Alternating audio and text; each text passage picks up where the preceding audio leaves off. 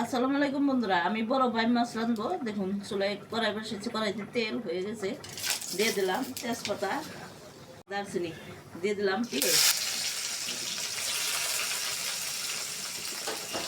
বন্ধুরা পেঁয়াজ কেটে ডিপে রেখে দিচ্ছিলাম, এই জন্য একটু নরম হয়ে গেছে। আমি বড় ভাই মাছ তেল দেওয়া ভুনা করবো সুন্দর করে, ততক্ষণ আমার সঙ্গে থেকে।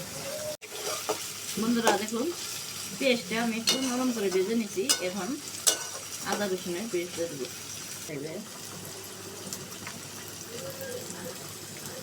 আদা রসুনের পেস্ট দিয়ে দিলাম।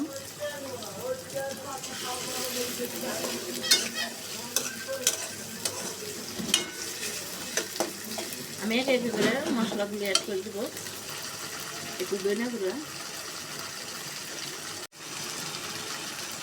আমি একটু জাল জাল করে বোনা করবো, মরিচের গুঁড়াটা একটু বেশি দিলাম।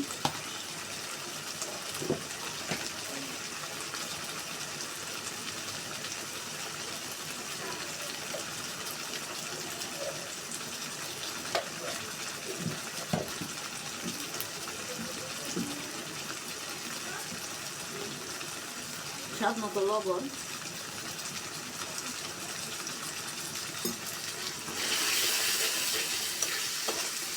মশলাটা ভালো করে কষিয়ে নেব। এখন একটু পানি অ্যাড করে দেব, তাহলে মশলাটা পুড়ে যাবে।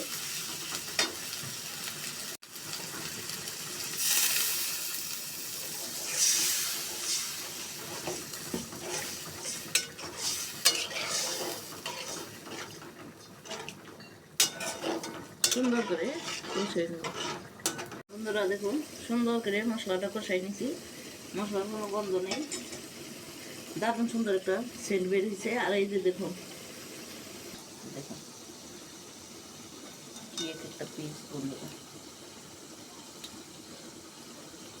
মাছগুলো এখন আমি দিয়ে দেব।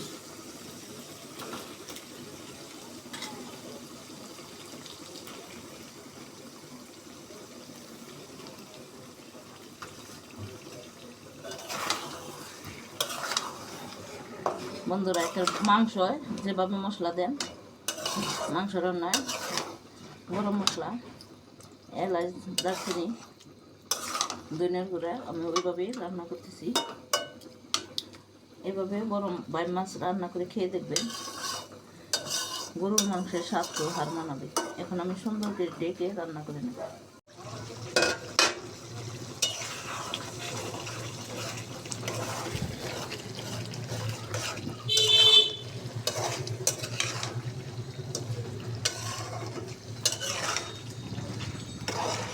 বন্ধুরা আমি সুন্দর করে একটু নেড়ে ছেড়ে দিলাম, আবার ঢেকে দেব।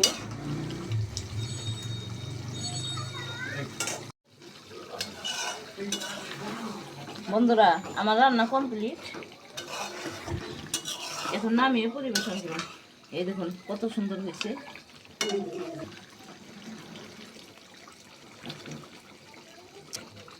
দেখুন রান্না কমপ্লিট হয়ে গেছে, দারুণ সুন্দর একটা সেন্ট বের হয়েছে আর দুর্দান্ত স্বাদ হয়েছে। আমি একটু চেকে খেয়ে দেখছি। এভাবে বড় বাইম আপনারা গায়ে মাখা মাখা জোর করে রান্না করে খাবেন। আর আমার রান্না যদি ভালো লেগে থাকে আমার ইউটিউব চ্যানেলকে সাবস্ক্রাইব করবেন, লাইক দিবেন, কমেন্ট করবেন। ফেসবুক চ্যানেলকে লাইক দিবেন, কমেন্ট করবেন, শেয়ার করবেন। বন্ধুরা এটা শুকিয়ে গেলে আরও ঝোল টানবে, আমি নামিয়ে পরিবেশন করব।